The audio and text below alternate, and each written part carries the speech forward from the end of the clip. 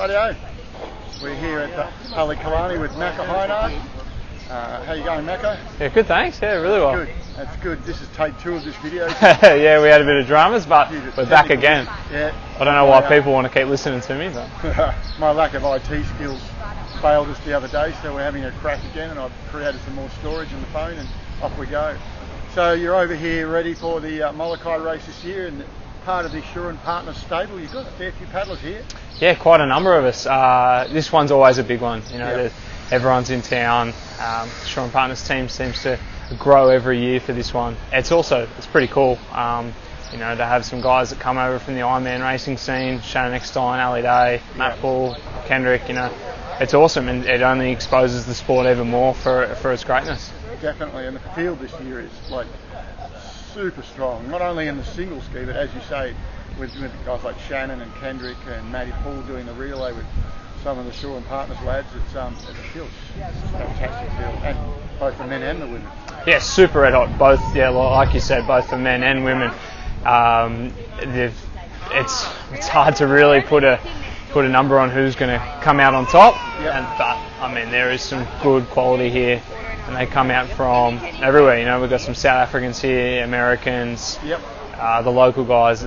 It's going to be a real hot showdown. Yeah, Paddy Dolan really moves, the local lad. Yeah, especially coming in that last bit. You know, we all sort of guess what's going to happen and make an educated guess on where the line to take. But he seems to wax that every time, no matter the wind, no matter the conditions. So it's going to come right down to the wire. I'm sure everyone's heard about the whole $5,000 for both men and women if we break the record. So that's a little added incentive. I'm sure everyone's going to be trying that a little bit harder into Port Lock Point. So you're a lad, you're from the Gold Coast? You born and raised on the Gold Coast? No, I actually grew up in Wollongong. Okay, so you started paddling there and then... Yeah, I started the whole Ironman career down there, moved to the Gold Coast to pursue it further. Realised I still didn't like swimming, so ski paddling was the best option. I mean, I've been able to travel the world and partake in a sport I love, and have sponsors, Hynard Partners, Think Kayak, like Kobe, Bennett, who have enabled me to do so. So I'm forever grateful, and this is really... Yeah, this is the one that I really want to get after. I mean, you look at the names that have engraved their name on this trophy in this race, put their mark on the sport. They've all started here, and I'd love to be able to be a part of that crew, and that's what I've been training for.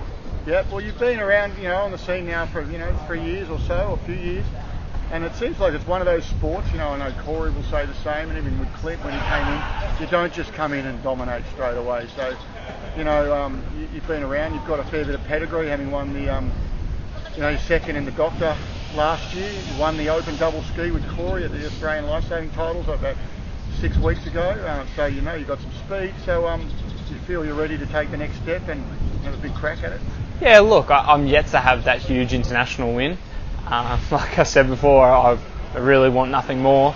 We've put in a lot of effort. Like you said, we got a win in the double ski at Aussies, which was really cool. We really haven't trained that much for it. We probably paddled, would have been the second time we paddled this season on a double ski, and somehow managed to sneak a win, which is pretty cool. Everything's been the whole half of this year, the first half of this year has been based around this race, and so just the spec ski stuff was a little bit of fun for us. Yeah. And so moving on into this, look, this is where it's all at. Channel, so much can happen. Like I said before, there's such a great pedigree here. It might be the best field to ever assemble. There's really hardly many that we're missing. The Rice brothers, Jasper Mocker, off the top of my head, so everyone else is here and ready to go, which is exciting, nerve-wracking, but I think it's going to be one hell of a race and one to remember, especially if these conditions come through to be what they're expected to be. Absolutely, and I can't wait to watch it. It looks like it'll be an absolute cracker. I'll be watching it from a boat, and it's awesome to see.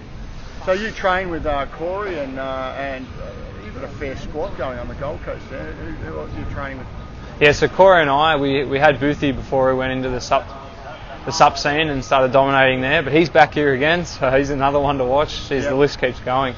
We've got Nick Gale too. He's joined our squad for this. He was in there last season. He's really, shredding the kilos, looking fit for Hawaii, and I mean he's been paddling awesome. We had Ali Day and Shannon come along for a paddle, not a little bad training squad. Not a bad squad at all. So pushing each other, and look, it's also, this one's quite hard because in the end of the year we're just back-to-back racing, and there's not real much time for training. We probably paddle 2 to 3 times between the Hong Kong Dragon Run and the Perth Doctor. It's all about race fitness, but this one there's nothing. Yep. So you sort of know where you stand against the people you paddle with, but that's day in, day out.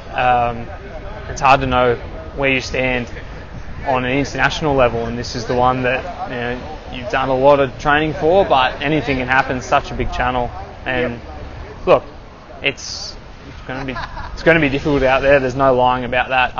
I don't think I've never won, but I presume even if you have won, you're still going to battle some inner demons. It's not one of those races where you're out in the lead and you finish and go, oh, I felt good the whole way. I don't think that ever happens in this race. It doesn't matter, even if the conditions are pumping. Last year, I think we got to like 45k and I was going downhill pretty quick.